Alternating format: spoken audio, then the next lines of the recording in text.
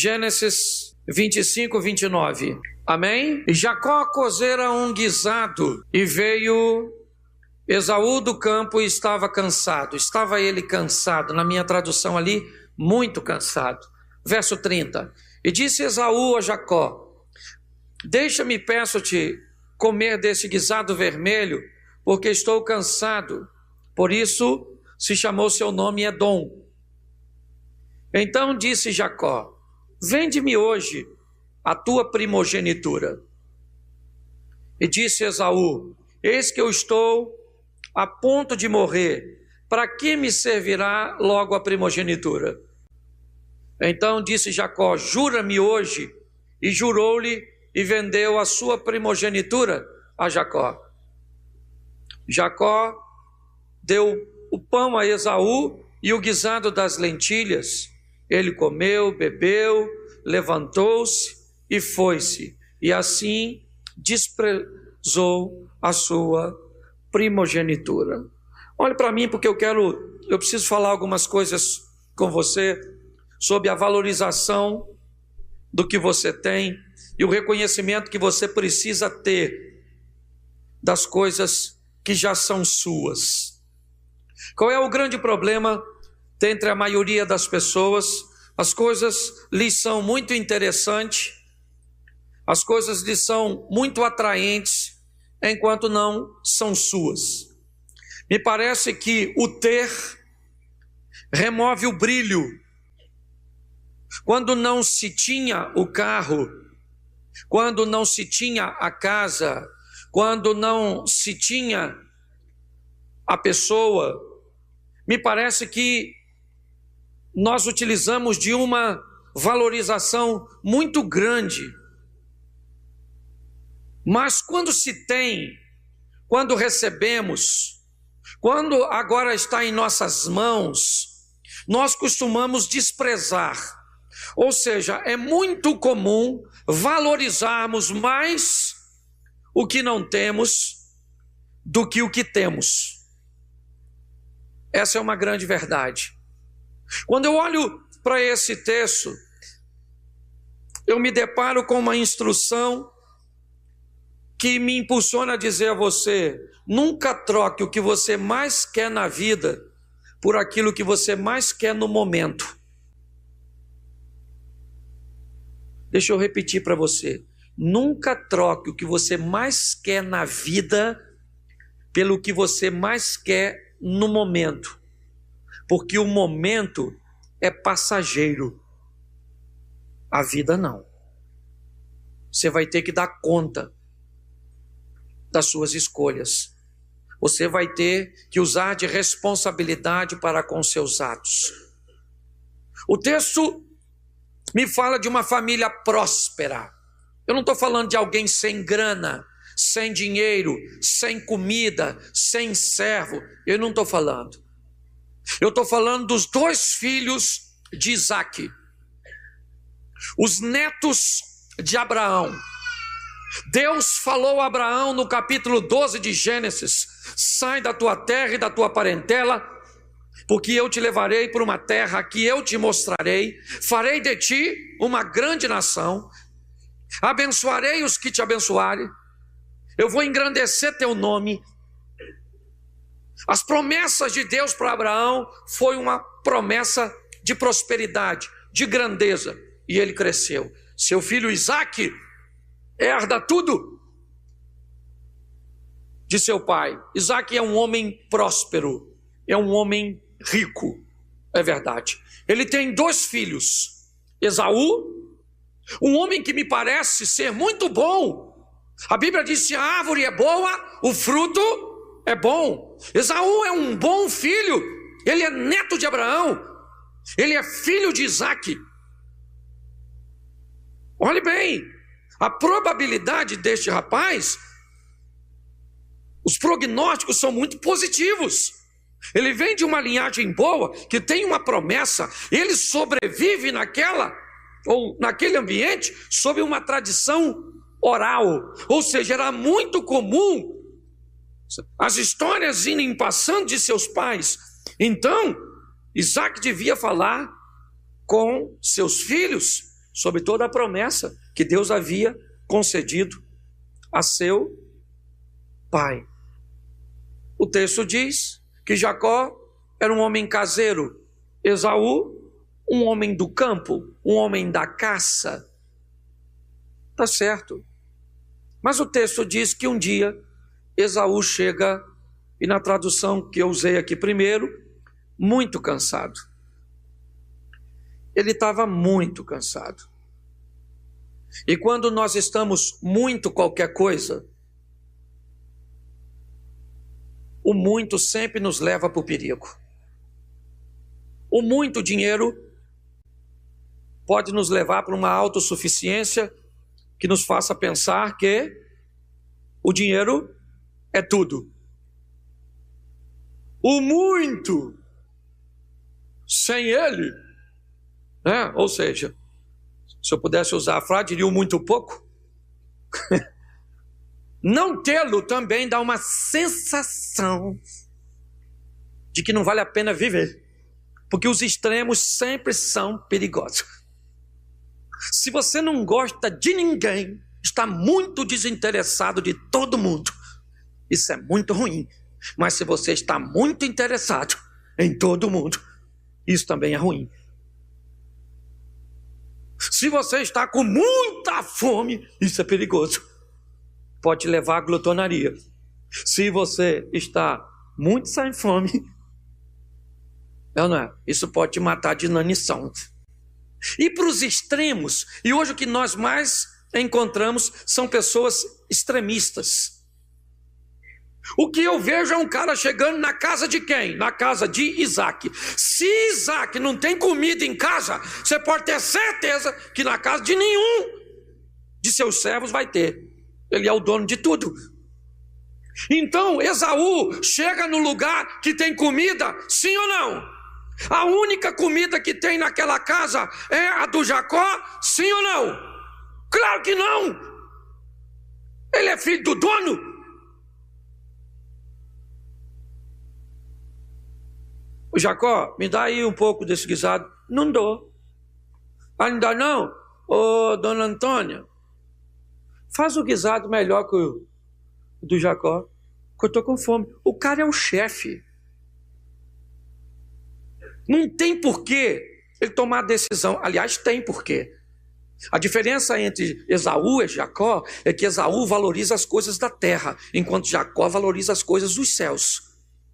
E é por isso que ele vai se dar mal, o Esaú.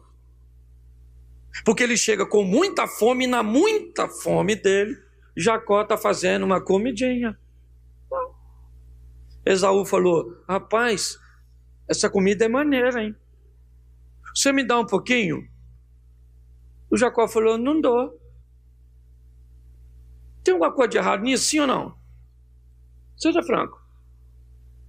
Quem aqui cresceu no lar que nunca disse não para o seu irmão?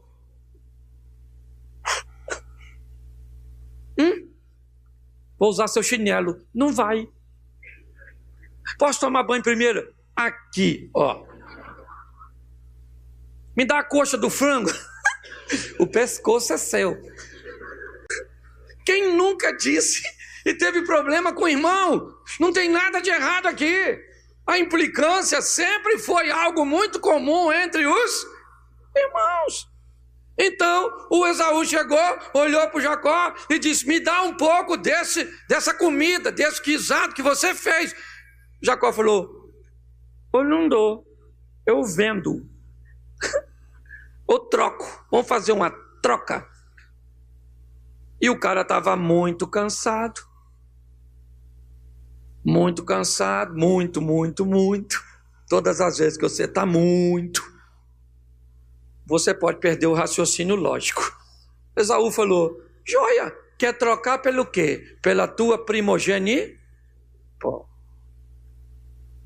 Pô, Jacó, aí não, pô. Minha primogenitura não. Mas o que era primogenitura? Era algo espiritual.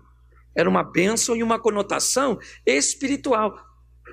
Isso para Esaú está valendo alguma coisa no momento? Sim ou não? Ele está trocando algo para a vida por algo do momento.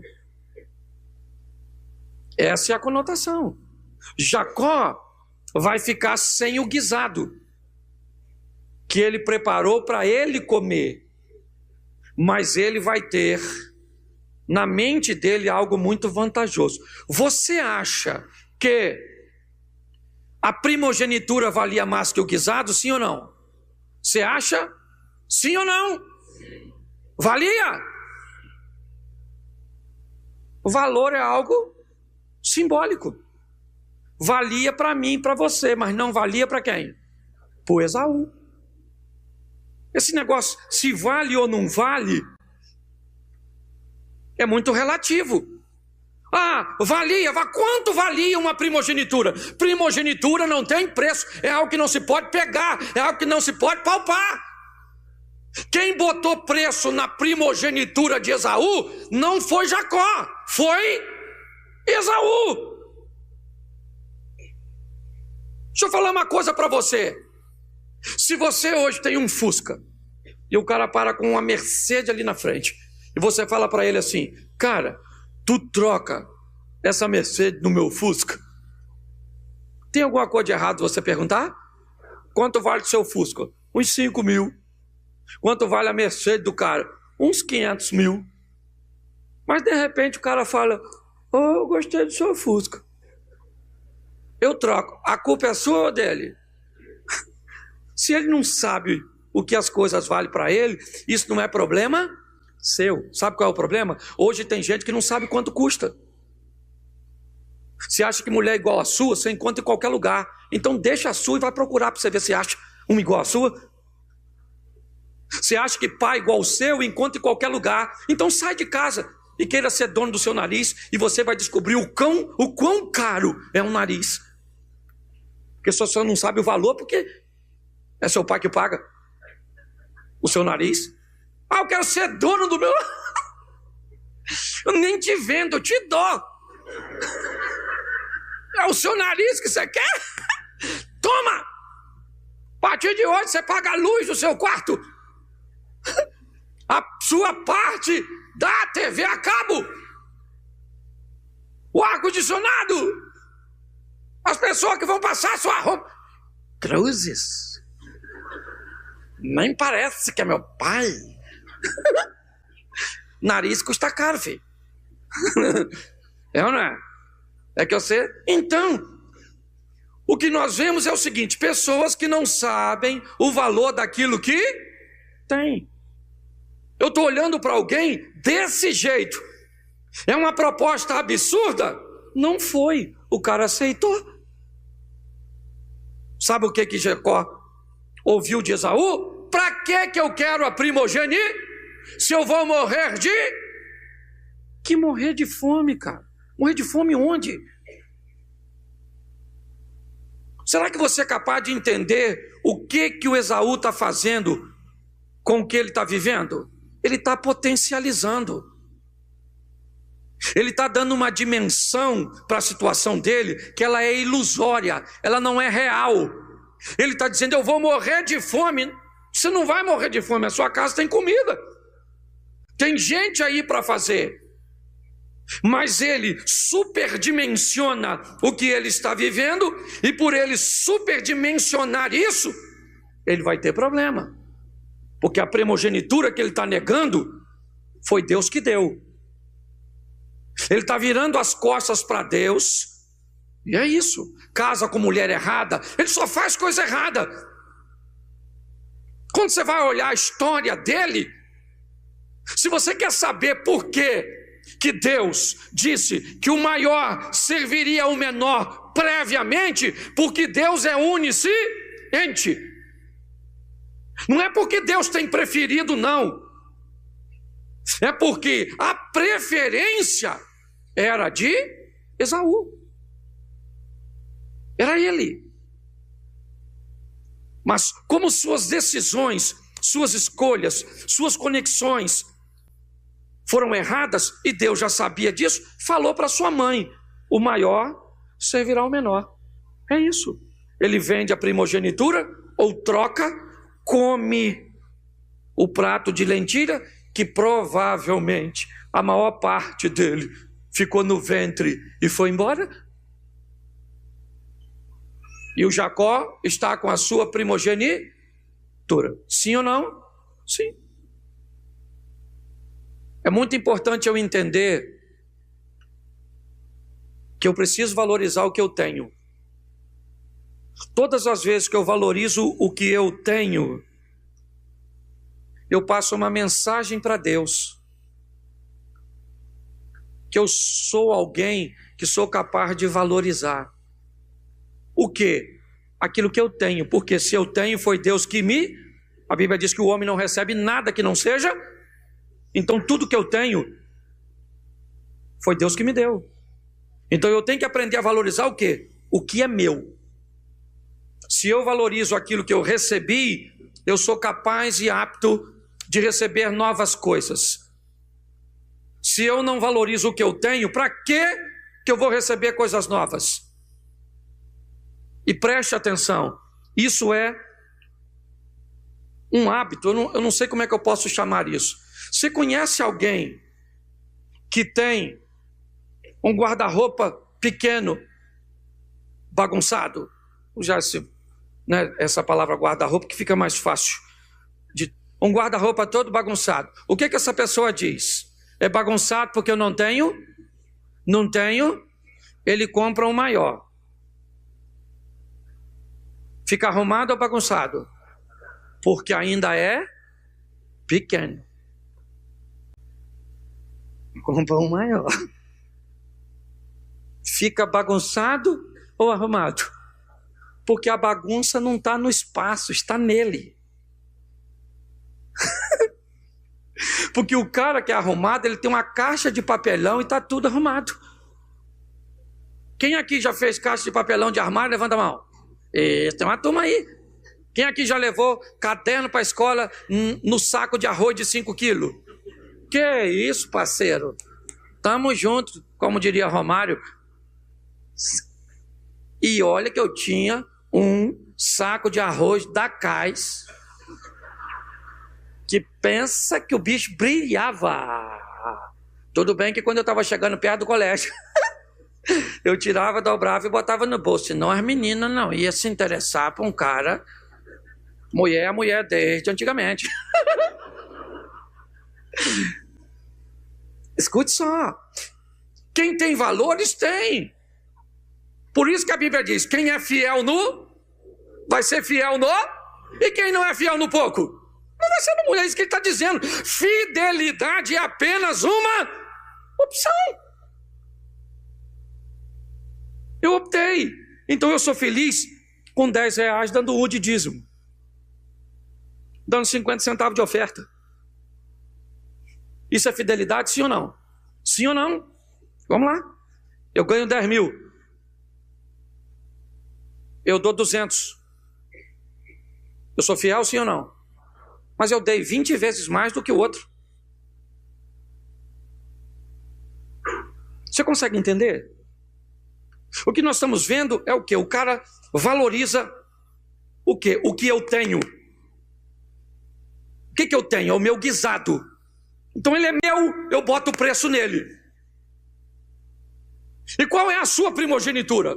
Bom, eu valorizo o meu, mas valorizo o seu. Na verdade, Jacó valorizava o que ele tinha e o que ele não, por isso que ele passou a ter. Ele sabia o valor do que ele queria.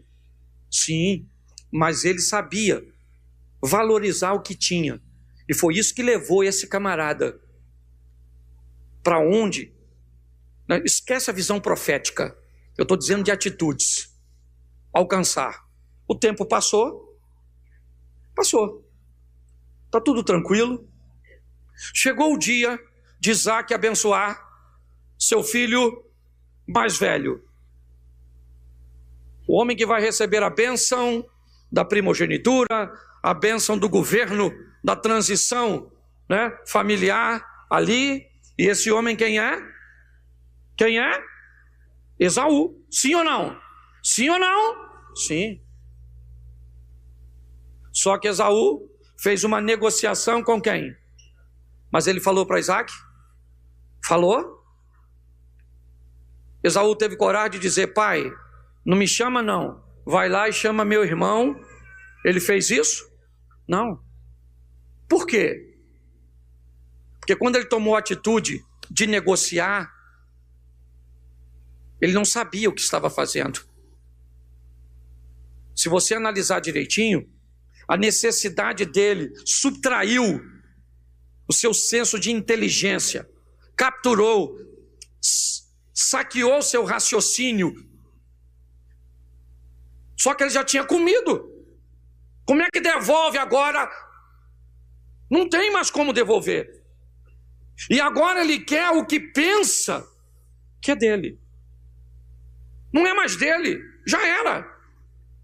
Você pode olhar, mas pastor, Rebeca com Jacó ludibriou Isaac. Sim, mas não precisava de nada disso. Porque nós não precisamos passar a perna em ninguém para ter o que Deus tem preparado para nós. O que é nosso em Deus, a menos que nós não tomarmos a decisão de irmos buscar. É só isso. Mas agora olha o que é que eu vejo. O Jacó, depois se você não conhece o texto, vai lá e vê. O Jacó engana o pai, que o pai não enxergava. O Jacó vai lá, diz que ele é Esaú e Isaac abençoa ele. Aí quem é que chega? Quem é que chega? O Esaú. Ô pai, o guisado aqui, a comidinha. O pai falou: quem é você? Eu, Esaú.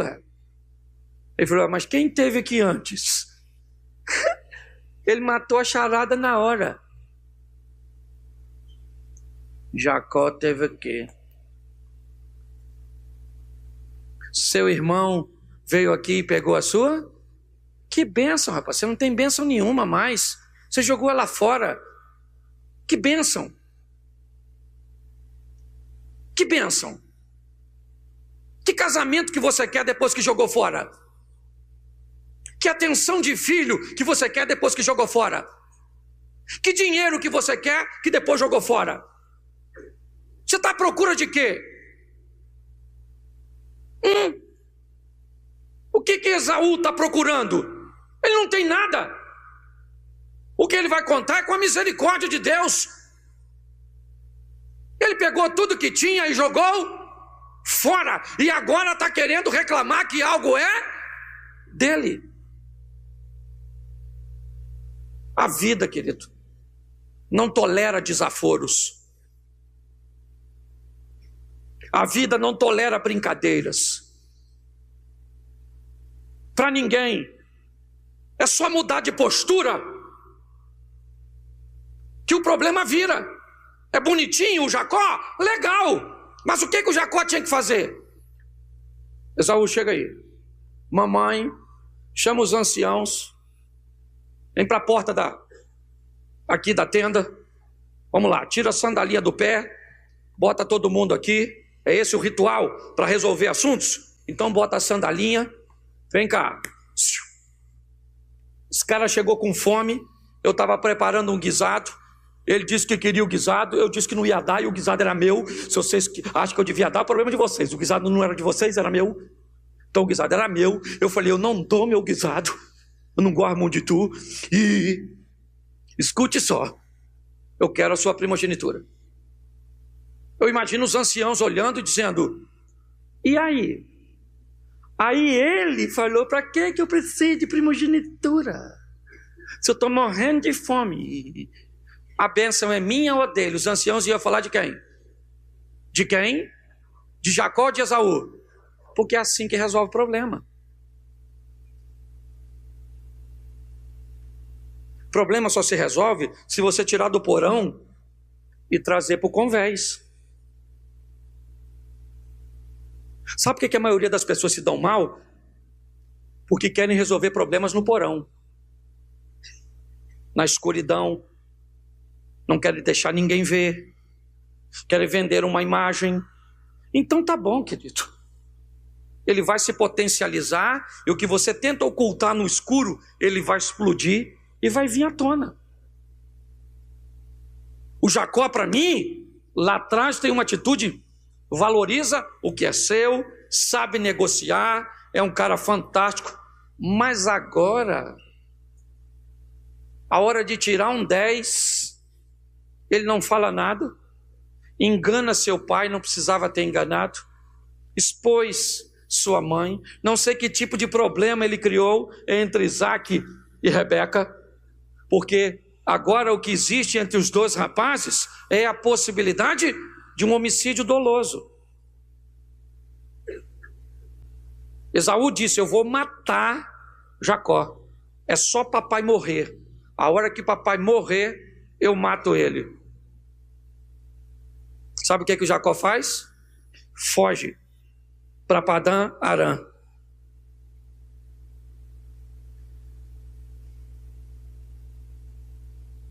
Todas as vezes que você não resolver um problema e tentar fugir, escute o que eu estou te falando, ele vai atrás de você. Jacó chega em Padã Arã, vai trabalhar para casar com uma moça chamada Raquel. Trabalha quantos anos? Quantos anos? No dia do casamento. No dia do casamento. 7 anos o cara trabalhando. Cadê o Esaú? Esaú está onde? Ficou para trás. Jacó agora está em Padã Arã, trabalhando para Labão, para casar com uma menina linda chamada Raquel. 7 anos o cara trabalha, vem o dia da festa, a noiva é preparada, adornada, banhada, perfumada, arrumada, coloca a dona na tenda, rostinho coberto, e o Jacó? O Jacó está lá tomando uns graus, dando um rolé assim com os homens, isso, fazendo sua despedida, maneiro, escureceu, isso, o Jacó meio chapado, enfia o Jacó na tenda, meio chapado, 7 anos para trabalhar por uma mulher, você acha que ele vai tentar ver quem é? O cara vai passar o serão na dona, é ou não é verdade? 7 anos trabalhando para a dona, ele olhou, tá aí quem é? Uma mulher. Pode ser até Aracida Almeida. Eu, na verdade, eu vou pegar. O cara tá na febre do rato. Trabalhou 7 anos. Tudo escuro pela mulher, olhando a mulher. Eu penso ele trabalhando e olhando para Raquel. Ah, Raquel. Pois é, vou pegar você.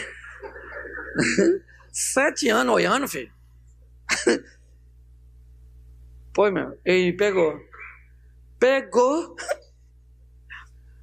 De manhã, quando ele acordou, porque se ele não tivesse pego, dava para anular o casamento. Ele não mexeu com ela. Mas como ele pegou, que ele olhou para o lado, menino. E falou: que maluco. Não era essa mulher. Ih, cara. Essa não é Raquel, não. É Lia. Lia tinha um olho para arquibancada, o outro para geral. Era meio bagunçadinha. Escute só. Ele levantou e correu na casa de quem? De quem? E falou porque, rapaz, Labão, você me engana. Ele falou, mas na cabeça dele, sabe o que ele deve ter pensado? Esaú, te dei uma volta, você não veio, mas mandou o seu secretário. Por quê? Deus não se deixa escarnecer. Tudo que o homem semear, isso também ceifará. Agora ele está casado com quem? Lia. Trabalhou mais 7 anos. Alguns dizem que ele ganhou a Raquel logo de... Não trabalhou 7 para casar com ela, não. O sogro reformulou a proposta, falou: eu te dou ela para casar, você já leva, mas tem que trabalhar mais 7. O tal do Labão defasou o salário do Jacó 10 vezes. Labão devia ser o cara do INSS. desvalorizando o dinheiro aí dos aposentados. Pois é. Precisava de tudo isso? Sim ou não? Sim ou não? O Esaú se ferrou na vida, por quê? Porque Deus jogou sobre ele uma maldição? Sim ou não? Claro que não. Ele se ferrou porque não soube negociar e valorizar aquilo que era o Jacó. Se ferrou. Casando com a Leia ou com a Lia? Sim ou não? Por quê? Porque Deus amaldiçoou ele? Não, porque ele não ficou lá para resolver seu problema, para equacionar suas coisas, para botar as coisas às claras. Ou seja, eu não estou vendo nada do Satanás aqui, e nem de Deus.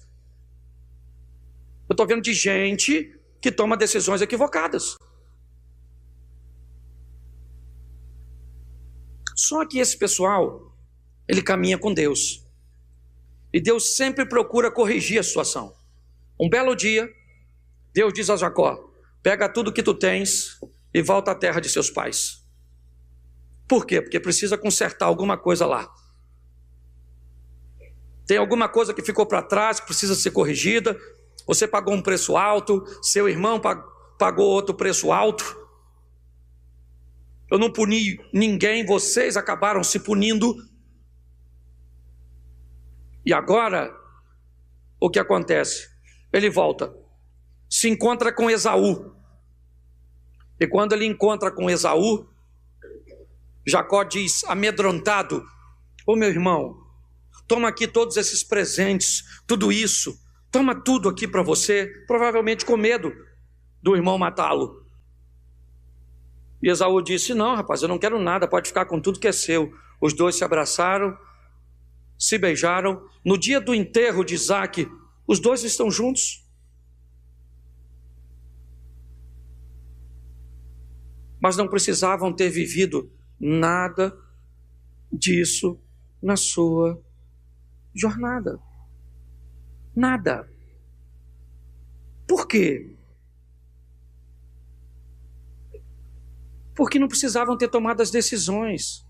Ô, gente, você quer ver o que é uma sequência do que Deus vai fazer na vida de alguém sem erro? Veja a vida de Jesus. Se você pegar de seu nascimento à sua morte, você não vai ver um equívoco dele em ações que geraram reações danosas. O dia que tentaram apedrejá-lo, ele simplesmente virou as costas e saiu andando no meio deles. A vida de Jesus é pautada em quê? No plano que Deus tinha para ele. E aí eu estou usando o Jesus homem. E não há nenhum desvio. Por quê?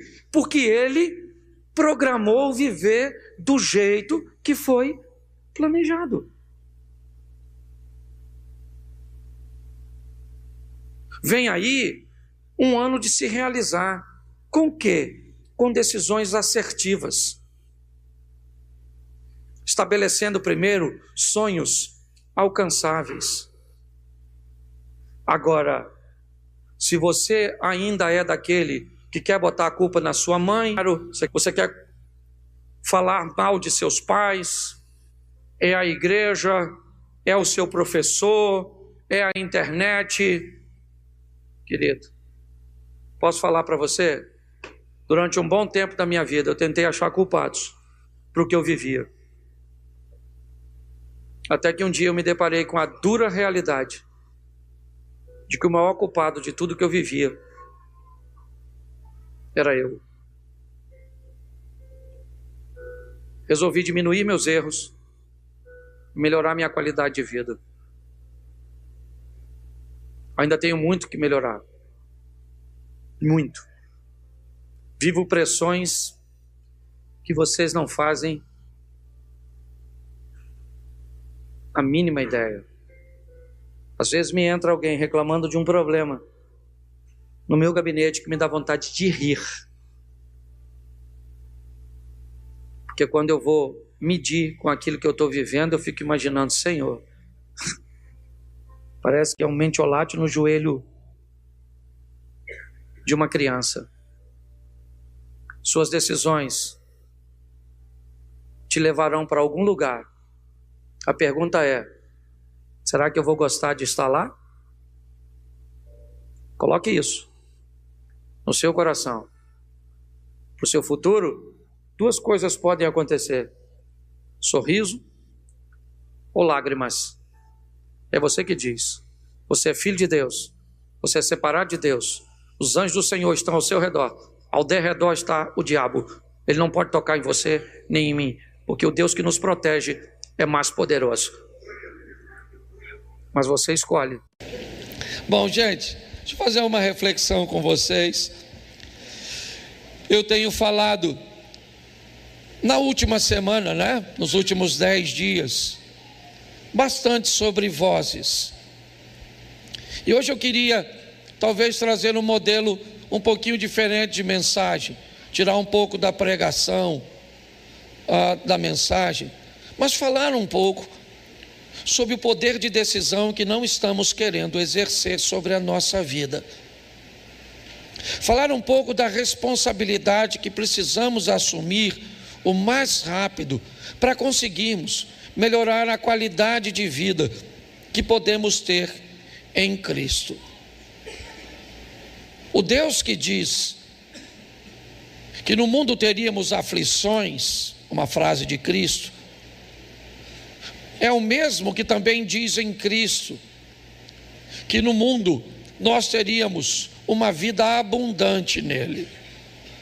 Note que a proposta é a seguinte: da parte da sua vida, a maior parte, a abundância, será de vida, de satisfação, de sucesso, de realizações, de prazer. E frações desta vida serão de dores, de perdas, de angústia. A perda de um emprego, a perda de um ente querido, certo? Um momento onde a instabilidade vai atingir seu casamento, certo? Porque quando nós olhamos relacionamento, normalmente ele é formatado em harmonia, desarmonia e reparação. É assim que funciona. Eu tenho uma secretária que nos ajuda na nossa casa. Ela vai segunda, quarta e sexta. O que ela faz na sexta?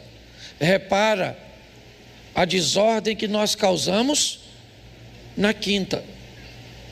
Quando ela sai da minha casa na sexta, e ela deixou a casa em ordem, o banheiro limpo, tudo estruturado. Só que a minha casa tem vida, e onde tem vida tem resíduos da vivência, seja eles materiais, como um papel higiênico no cesto do banheiro, como um copo sujo no canto da pia, como um farelo de alguma coisa que foi comida. O que é isso? Isso é resíduo de vida. Isso cria uma desarmonia no lar, é verdade. Mas para que a harmonia volte, o reparo tem que chegar primeiro. É importante nós entendermos que precisamos manter a fé, mas trazer um pouco mais de razão para a nossa vida, de raciocínio. Nada que combata e que seja oposto à fé, mas nada que também não seja insano, porque o grande problema tem sido esse. Eu vejo pessoas de fé e muitas vezes converso com pessoas fora do púlpito, que eu sei que essas pessoas são de Deus e vão morar nos céus. Mas quando eu vejo a maneira que essas pessoas sofrem e vivem, e o desgaste cujos quais elas se expõem, eu descubro que elas são companheiras de Satanás nessa vida, e vão apenas morrer com Cristo, mas viver com o demônio. Viver com escolhas ruins, com uma vida que não é uma promessa, é uma saga. E onde está a responsabilidade disso? Quem é que é responsável por isso? Planeja culpar alguém? Fique à vontade. Mas remover 100% da sua culpa é algo que não há razão para fazê-lo. Pessoas são capazes de ver um relacionamento destruído e na destruição desse relacionamento pegar toda a motivação da destruição e colocar no outro, que fez a mesma coisa com você. São incapazes de corrigir e de pensar o quanto de parcela eu tenho de culpa ou o que eu fiz. Ah, pastor, eu não fiz nada. Fez. Talvez você não fez nada para acabar o relacionamento, mas fez muita coisa errada para escolher o relacionamento. Então, na próxima escolha, já que você acha que não fez nada para destruir, nada nocivo, pelo menos corrija seus critérios de escolha. Responsabilizar as pessoas, ou nos responsabilizarmos, é importantíssimo. Trazer um pouco mais de razão para a minha grana, trazer um pouco mais de razão para a minha saúde, trazer um pouco mais de razão para a minha fé, para as minhas decisões. Não há nada de errado. O que é errado é entrar ano e sai ano e eu não tenho grana, eu não tenho saúde, eu não tenho amigos, eu não tenho comunhão, eu não tenho nada. Então provavelmente você nem quer mais viver. Você quer que Cristo volte para que Ele te livre do sofrimento, cujo qual você, na maioria das vezes, é o maior causador. Por isso, apesar de no nível de espiritualidade desejarmos ouvir a voz de Deus o tempo inteiro, eu queria dizer a você que a maior parte das instruções que você precisa para viver, Ele já te deu.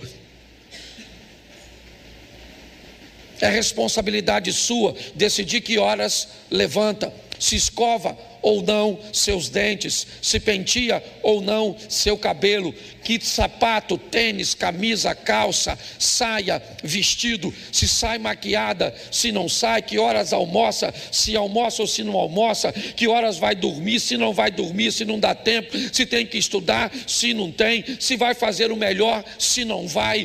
Por quê? Porque Deus nos deu faculdades mentais, capacidade de raciocínios. É lógico que isso não serve para tudo, mas serve para a maioria daquilo que vamos viver. Mas algumas decisões e algumas áreas requer de nós conhecimento cujo qual nós não temos. Quando eu resolvo introduzir outra pessoa, quando eu desejo e resolvo caminhar num ambiente que eu não conheço muito, inevitavelmente ele se torna nebuloso, escurecido, sinuoso. Minha capacidade de enxergar, ela se torna limitada. Então, para minha segurança, todas as vezes que eu não enxergo muito longe, eu diminuo a minha velocidade, porque talvez eu possa, ou eu não posso impedir a colisão, mas eu posso amenizar os danos, porque muitas vezes é isso que vamos ter que fazer, irmão. O conflito conjugal, a situação que nós vamos enfrentar, ela irá acontecer. Então eu não posso evitar a briga, mas eu posso amenizar os danos com aquilo que eu digo e como eu me comporto. Pastor, mas como é que nós fazemos isso?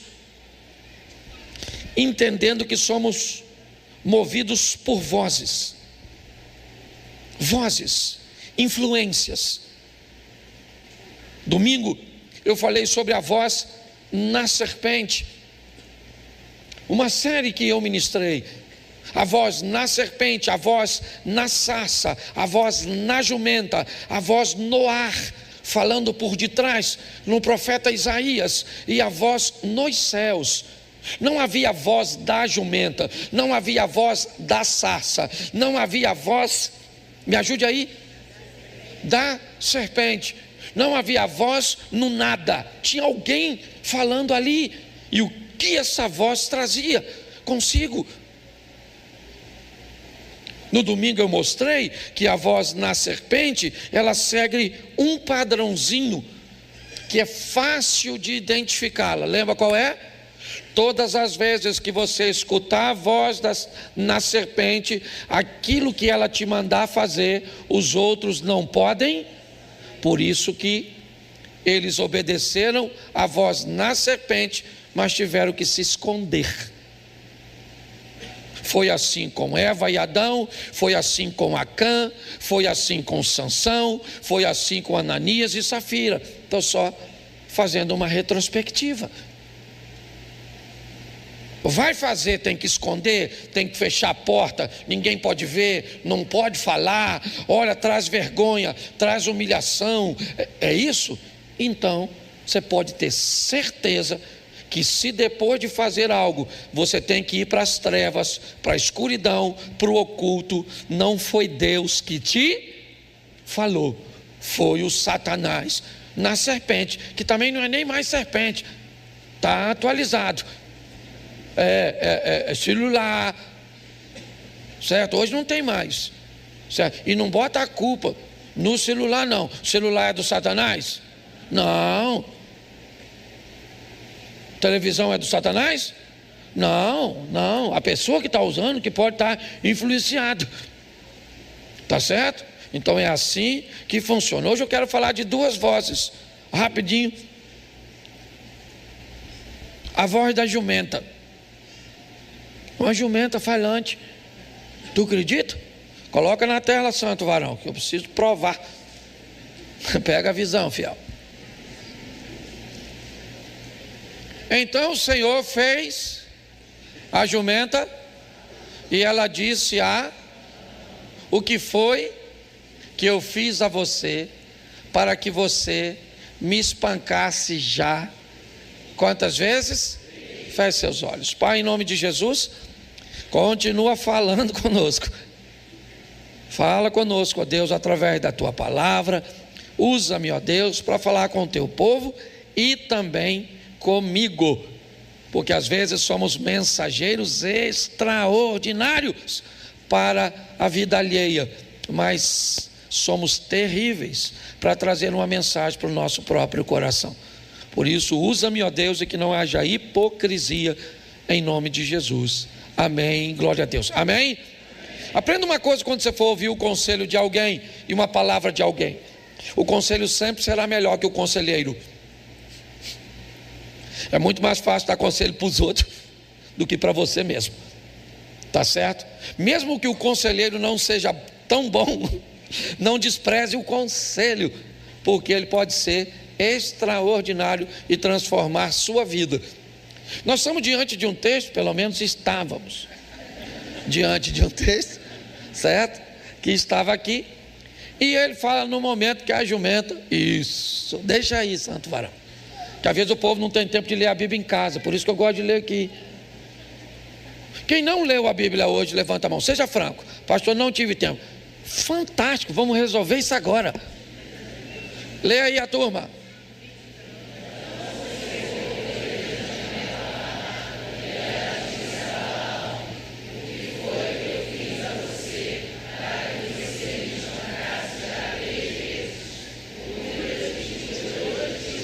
Quem já leu a Bíblia hoje, levanta a mão.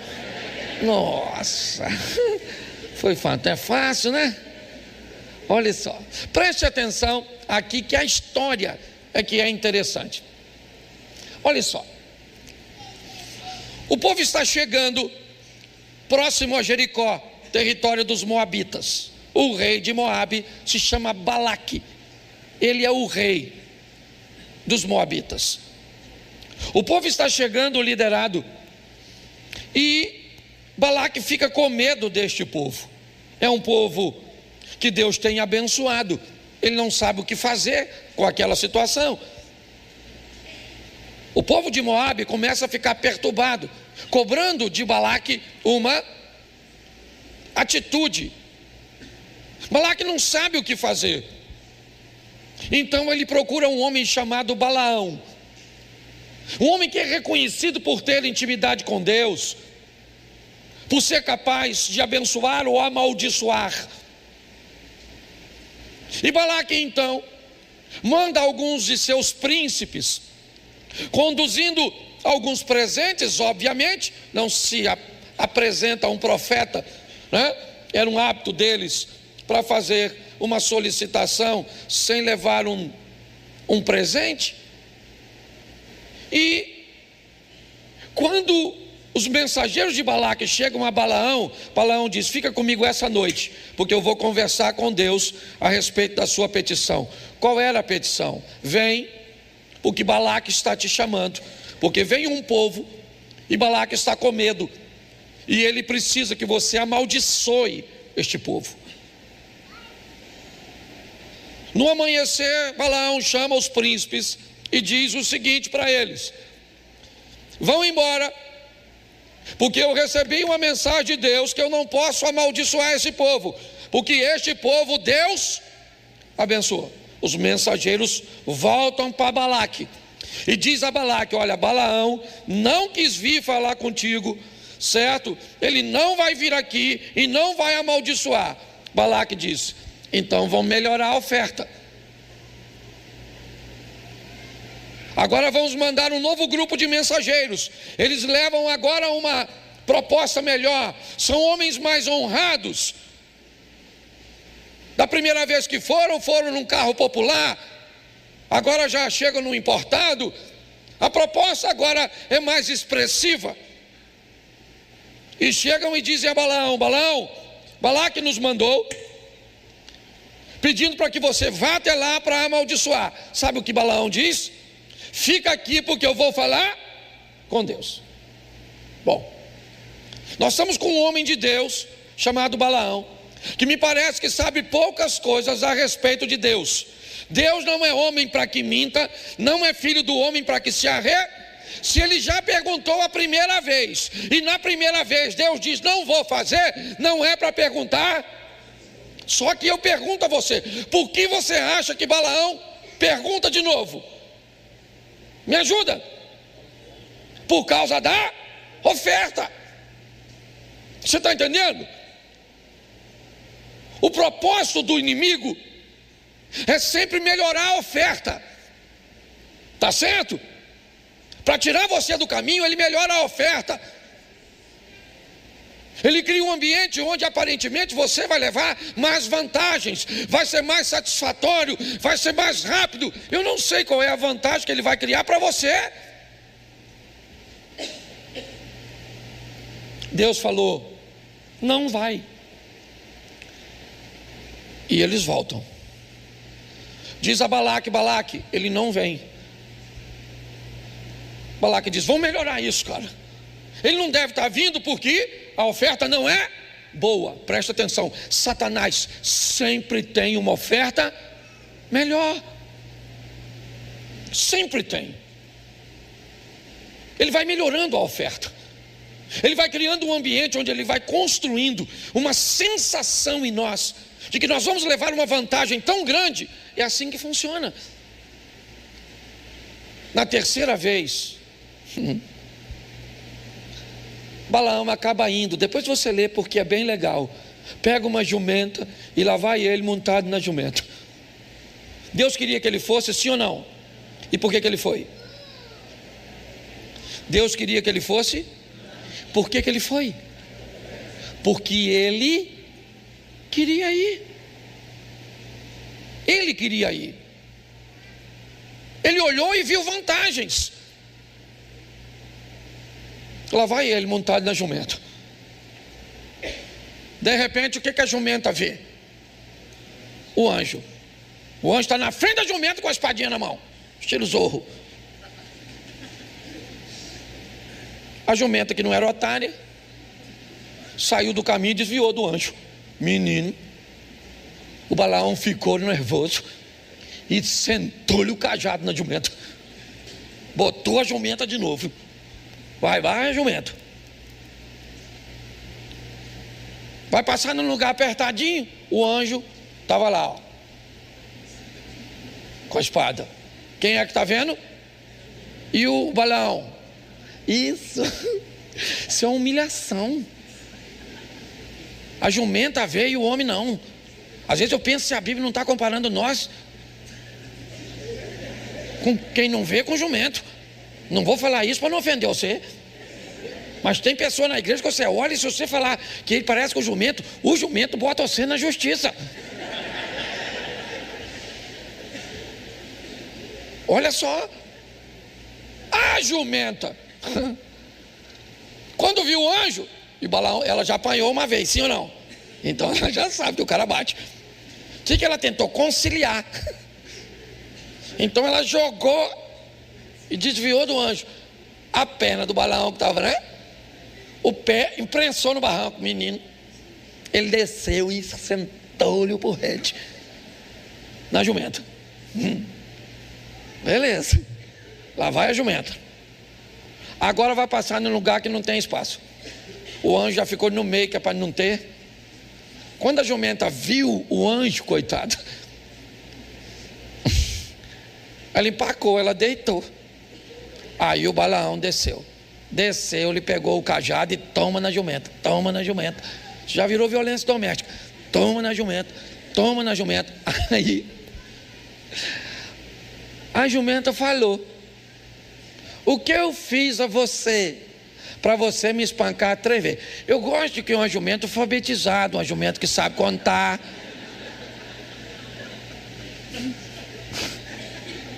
Que jumento que contou? Apanhei uma vez, apanhei 2.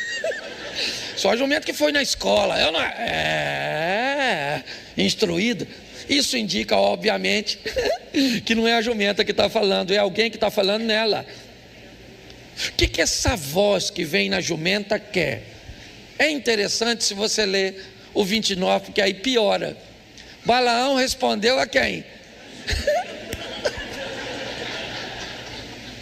Se já estava ruim, quando a jumenta está falando, piorou. Pastor, o que é isso? Talvez a Adriana deveria vir aqui para explicar isso, porque é uma psicóloga. Porque o cara está tão nervoso, ele está tão fora de si, que ele está conversando com a jumenta sem notar que é uma jumenta. Você já viveu isso no seu casamento? Não. Você já pegou sua mulher fazendo assim, ó? Eu queria saber por que você falou aquilo comigo. Ele olha para você com a cara mais cínica do mundo e diz: eu não falei nada disso, você está louca? Falou. É que você estava conversando com a jumenta sem notar, é ou não é? É. O estado mental era tão ruim. É só para você ter um entendimento. Porque cá convenhamos, gente, como é que a jumenta fala? Mas o que essa jumenta vai dizer para ele?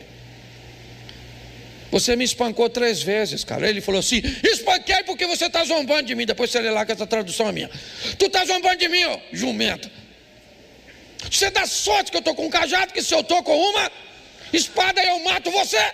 Quando ele falou mato você, aí o anjo permitiu que o Balaão visse. Aí eu imagino ele, o anjo falou: ai maluco, a casa caiu. A casa caiu. Eu vou falar uma coisa para você: você dá sorte que a jumenta, que se a jumenta viesse na minha direção, eu matava você e deixava a jumenta viva. Que voz é essa que está na jumenta? O que essa voz está tentando dizer? Cara, você está tentando ir para um lugar onde Deus não quer que você vá. Você está tentando fazer algo. Você sabe uma coisa que nós precisamos aprender na nossa oração?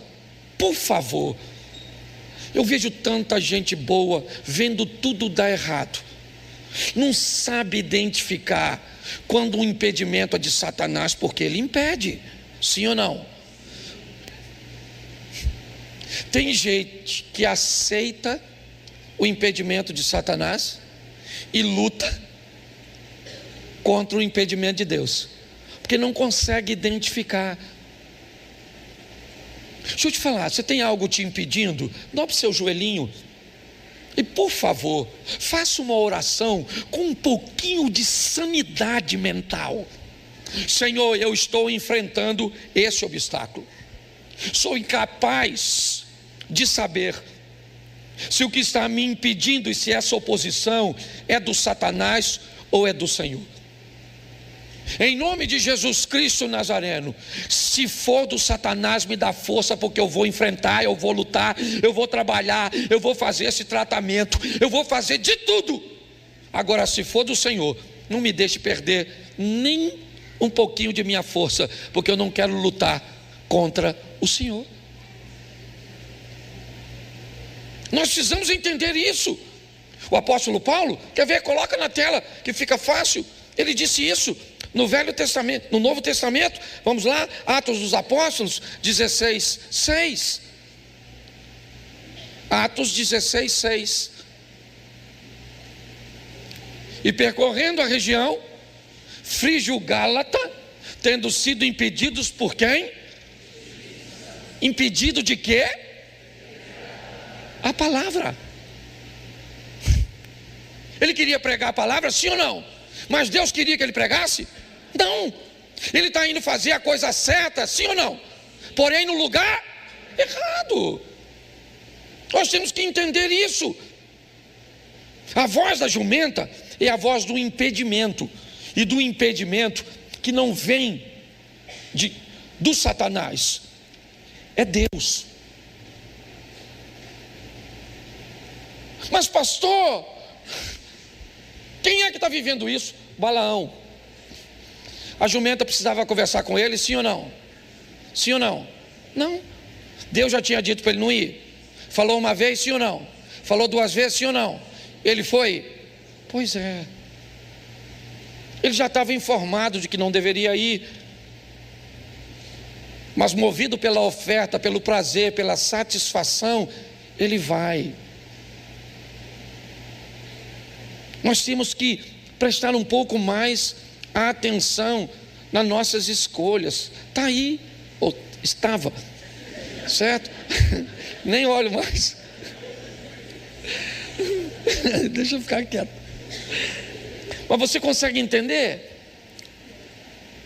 As pessoas me perguntam, pastor, quando é de Deus, quando não é, como é que eu faço? Cara, para de procurar guru. Para de procurar guru com bolinha. Faço ou não faço, vou ou não vou, namoro ou não namoro, compro ou não compro. Procura um psiquiatra e organize suas ideias. Você está entendendo? Para que você seja capaz de tomar suas próprias decisões. É assim que funciona. Eu tenho que entender. E muitas vezes o diabo. Bom, nós vamos aqui usar o exemplo do terreno da igreja. Eu fui impedido de comprar um terreno da igreja. Dava para ter comprado. Dava. Mas eu olhei e falei, cara, tem alguma coisa. E quem estava nos impedindo de comprar o terreno da igreja, nitidamente, era Deus, porque tinha um terreno muito melhor para nós. Ah, pastor, então o seu problema é pressa. O seu problema é imediativo, tem que ser agora, tem que ser desse jeito. Não é agora, pega tudo, isso, vambora. Então tá jóia, quebra a cara aqui, vai quebrar a cara ali, vai para o céu quebrando a cara, tá bom. É esse estilo de vida que você resolveu? Você quer o quê? Quer vir para a igreja? Você pode definir que estilo de vida. Ah, pastor, eu gostaria que Deus abrisse as portas para eu ganhar alguma coisa. Beleza, você definiu um padrão de vida. Quem ganha, ganha de alguém, sim ou não? Então você diz que não quer ser quem conquista. Você quer ser alguém que tem um estilo de vida que se beneficia de quem conquista. Ele conquista e dá para você. Então você define. É assim que funciona. Se você lida comigo um pouco mais de perto, você sabe que eu não sou um cara que eu ando muito afim de ganhar as coisas. Porque esse não é o estilo de vida que eu quero. Para mim, eu ganho, pessoas me dão. É verdade. Sim. Eu tenho dificuldade. Eu estou com um relógio aqui, que eu tenho uma história dele. O pastor Luciano Subirá, um amigo, veio pregar na igreja. Eu fiz o elogio a Luciano. Luciano, olha que relógio bonito esse seu. Ele falou, Cláudio, é um Lamborghini, eu ganhei quando fui à Itália. Eu falei, pô, cara, relógio maneiro. Beleza. Ele foi embora. Uns meses depois eu encontrei com ele. Ele pegou o relógio, tirou do pulso e falou, Cláudio, toma. Eu falei, não quero. Ele falou, toma, cara. Eu falei, não quero, cara. Eu fiz um elogio, mas eu não quero seu relógio. Eu fiquei até constrangido. Ele falou: Cláudio, toma o relógio. Eu falei: não quero, cara, me perdoa, eu não quero. E ele foi embora. Umas 2 ou 3 semanas depois ele me liga e falou: Cláudio. Eu falei: oi. Ele falou: roubaram o seu relógio. Aí eu falei: como é que é? Ele falou: fui gravar um vídeo no Rio Grande do Norte, Natal, e vieram, roubaram o relógio, câmera, roubaram o celular, roubaram tudo. Beleza, ficou eu e ele. Aí eu fui para os Estados Unidos. Cheguei lá, o cara tinha o mesmo relógio que o Subirá queria me dar. Aí eu já não elogiei. Aí um dia ele falou assim: Cláudio, toma esse relógio. Aí eu entendi que era Deus que estava querendo me dar.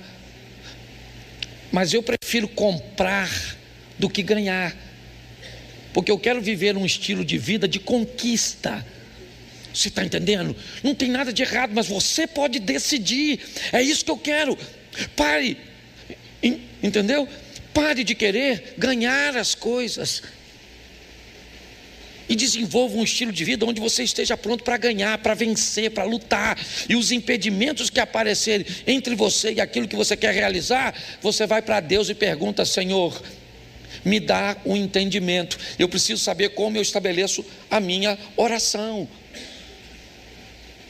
Eu quero lutar contra toda oposição que não seja de Deus, mas não quero mover uma palha para me defender do que Deus quer fazer na minha vida, porque a vontade de Deus é boa, perfeita e agradável. Tenho pensamentos a respeito de vós que são pensamentos de paz e não de mal, para dar a você o fim que você deseja. Mas a próxima voz, ela não é a voz do impedimento. Mateus 3,17. Mateus 3,17. Eis que uma voz dos céus dizia o quê? Este é meu filho, em quem me agrado. Presta atenção. Jesus está passando para o Jordão, quando João Batista está batizando. Jesus para e diz a João: eu vim para ser batizado. João disse: eu é que tenho que ser batizado pelo Senhor, por uma questão de autoridade instituída aqui na terra, e ela era João. Jesus diz a João: tem que ser assim, para que se cumpra a justiça. João disse: então, vem para cá que eu te batizo. No momento em que Jesus é batizado, uma pomba começa a descer sobre ele, né? Uma imagem de uma pomba vem sobre ele, e uma voz dos céus diz primeiro para Jesus: você é meu. Jesus era homem, sim ou não? Ele era um ser humano, sim ou não? Então a voz vem dizer para ele: você é meu filho. Segundo, vem dizer para João: este é meu. Você está fazendo a coisa certa. E a multidão, um grupo que estava lá, também ouve a mesma coisa. Mas está certo. Assim que acaba o batismo, Jesus vai ao deserto, e quem vai aparecer para ele?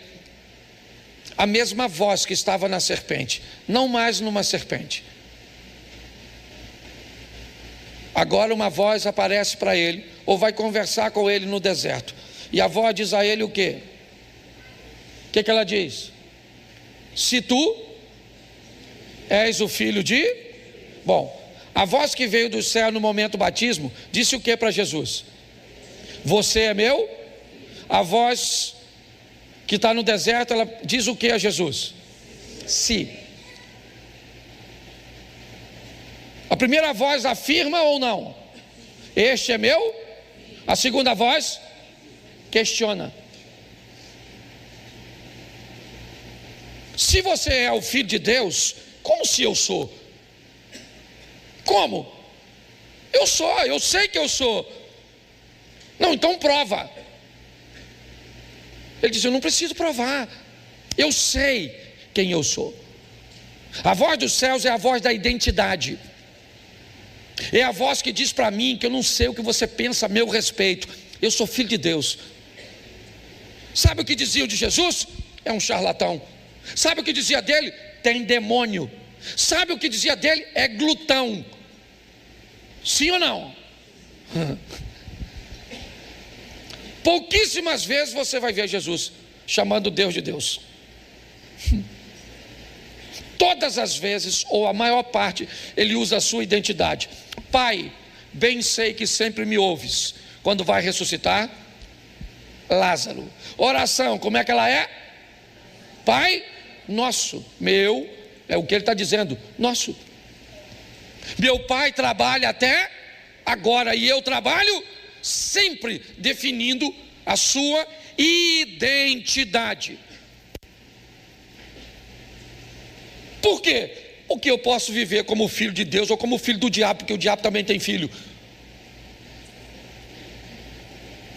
A minha identidade é registrada no que eu faço. A árvore boa dá bons frutos, a árvore ruim dá frutos ruins. Minha identidade, ela é minha. Se minha esposa está perto de mim ou não, não interessa. Se eu estou em Xerém ou não, não interessa. Se eu estou num boteco onde todo mundo está tomando cachaça, ou estou dentro de uma igreja, não interessa. Eu tenho uma identidade. Ela está comigo na minha rede social. Ela está comigo se eu estou perto de gente que me conhece ou de gente que não me conhece. Quem eu sou? Eu sou filho de Deus onde? Em Xerém. Eu sou filho de Deus em qualquer ambiente, porque é a minha identidade. As pessoas vão dizer que eu sou palhaço, que eu sou rico, que eu sou aproveitador. Elas vão dizer tudo. E não tem problema, porque elas não sabem quem eu. Mas tem gente que acha que eu sou um astro. Tem gente que acha que eu sou famoso. Tem gente que pensa tanta coisa a meu respeito. Umas pensam coisas boas e outros pensam coisas, mas eu sei quem eu sou. Então você quer dar uma de coitadinha? Dê. Por favor, só não diga que é filho de Deus. Porque quando você resolve ser um coitado, você não está reconhecendo quem é seu pai. Você pode fazer besteira, sim ou não? Sim ou não? O filho pródigo também. Mas lá no meio da besteira ele diz: na casa do meu pai. Você está com câncer, mas tem pai. Você está enfrentando uma crise no casamento, mas tem pai. Você está desempregado, mas tem pai. Seu marido não está te tratando bem, mas você tem pai. Pode não ter aqui nessa terra, porque às vezes é um dublê de pai, mas pode dobrar seu joelho e falar com teu pai que está no céu. Você está entendendo? Você só precisa saber quem você é. O que é? Você quer ser um dublê de homem? É isso? É isso? Porque o máximo que você vai conseguir é ser um dublê de homem ou um dublê de mulher. Porque se você nasceu fêmea, você nunca vai ser um macho. Você pode ser no máximo um dublê de macho, um dublê de fêmea. Não tem problema nenhum. Você merece todo o respeito quando você tem o direito de se ver com seus olhos. Mas as pessoas vão te ver com os olhos delas e não com o seu. E você tem que respeitar isso. Ah, pastor, isso é homofobia. Menino, eu sofro humorfobia. Eu também tenho problema com um troço bem parecido. Eu não discrimino ninguém. Eu sei quem eu e pronto, meu irmão. Acabou. Acabou. É a voz da identidade. O povo de Deus precisa saber quem é. Aí não tem identidade. Não tem. Ele não sabe quem é. Não sabe qual é o nível da sua vida. Sabe? Ele casou, mas quer viver no nível de solteiro.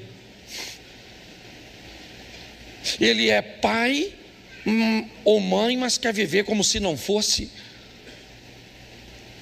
Nós precisamos melhorar nossa conduta. Por quê? Não é por causa do céu não, gente.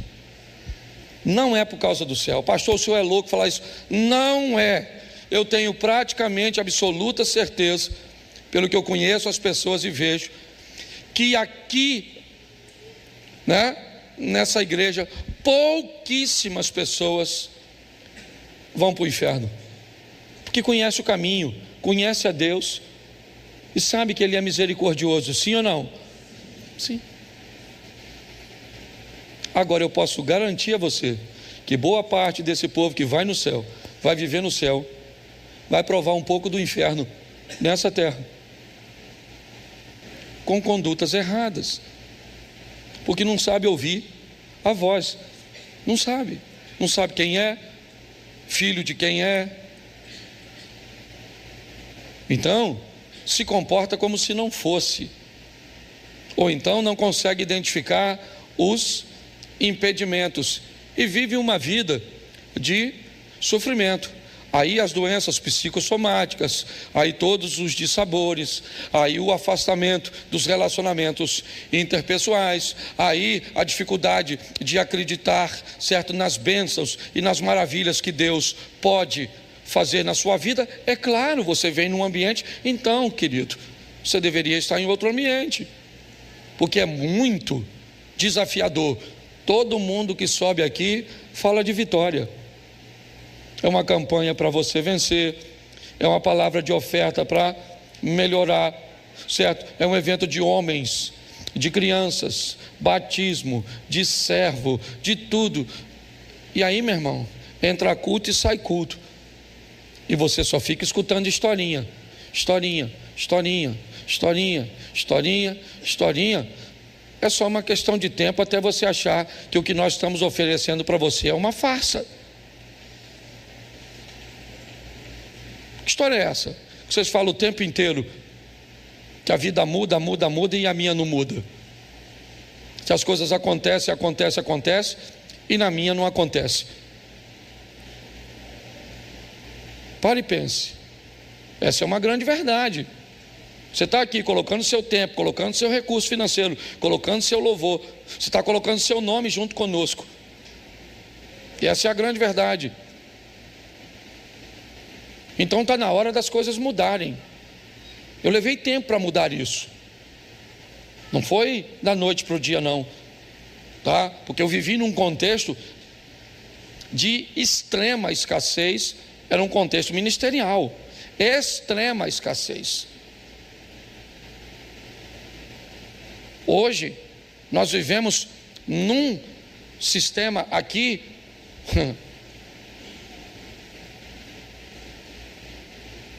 de extrema fartura.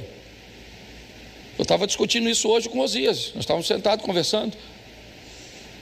Estávamos ali observando o que gastamos hoje de lanche, de ajuda com combustível, de ajuda disso, de oferta para aquilo e de oferta para aquilo outro.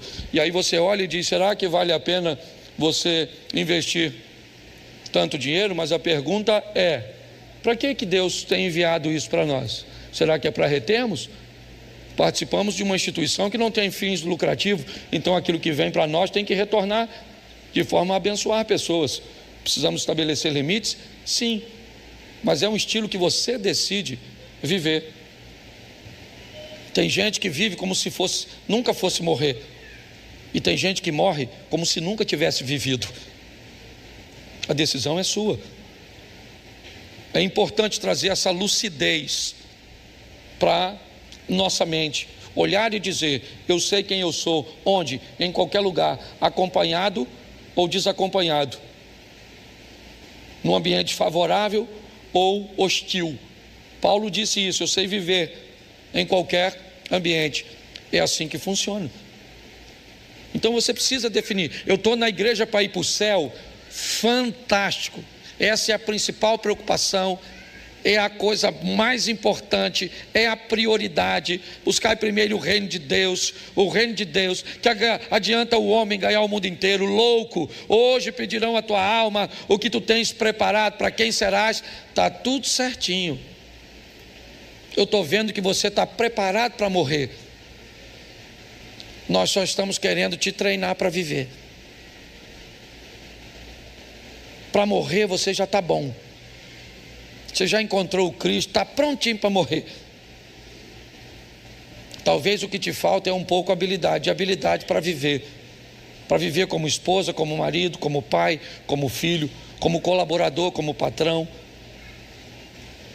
Para conviver com pessoas que estão, né, acima de você ou abaixo, ou no mesmo nível. Esse é o grande desafio.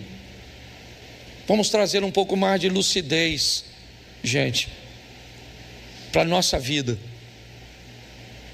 Mantenha a fé, mas seja um pouco mais lúcido porque senão você vai ser um mero observador, né, da vida alheia. E lucidez e crescimento não tem a ver com o tempo que você está na igreja, não. Eu acho que talvez esse seja um agravante. Você pode ver alguém que chegou há 4 meses atrás e ele conseguiu, depois de 4 meses, conquistar coisas e chegar a lugares que você não chegou em 5, 10 anos. É assim que funciona. Porque muitos ainda estão com o serrote. E saiba de uma coisa, ele serra, mas outros já descobriram que existe uma serra elétrica, e ela também serra, com menos esforço, com mais precisão, mas é você que decide. Eu sou apenas o pastor. O que eu fiz foi levar a minha vida para esse nível, é só isso.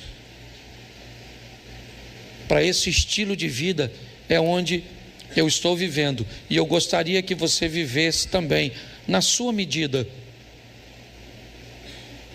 Aprenda uma coisa, e eu falo isso, minha mulher está aqui, eu não sou um cara rico. Eu posso ir na Mantiqueira, ali agora, e posso aqui dentro, apontar pelo menos umas 10 ou 15 pessoas, que têm 20, 50, 100, 1000 vezes mais recursos materiais do que eu. Agora, eu não vou apontar para ninguém aqui dentro, ninguém, e vou dizer, aqui não tem ninguém que é mais feliz do que eu. Pode ser igual a mim, mais do que eu não. A minha satisfação de viver, porque não tem a ver com grana, tem a ver com prazer de vida. É isso que você precisa, encontrar um Deus que te dê identidade. Achou identidade, você acha missão. Achou missão, você acha destino. E aí já era, o mundo fica colorido. E é assim que funciona. Agora, enquanto você não souber quem você é, você não sabe o que veio fazer, você não sabe para onde está indo. Lembra de Alice no País das Maravilhas? Para quem não sabe para onde vai, qualquer caminho serve. Então pegue a sua esposa, vai viver o incrível, o sensacional, o extraordinário. Pegue seu marido, pega essa vida que você tem, alinha lá com Deus e vai viver o extraordinário, sensacional. E pelo menos prove um pouco do céu aqui na terra. Porque está cheio de gente que vai morrer com Jesus, vivendo com o Satanás. Estou dizendo vivendo com ele não, mas com as propostas e com o estilo de vida dele, de dor, de escassez, de dificuldade. É assim que funciona.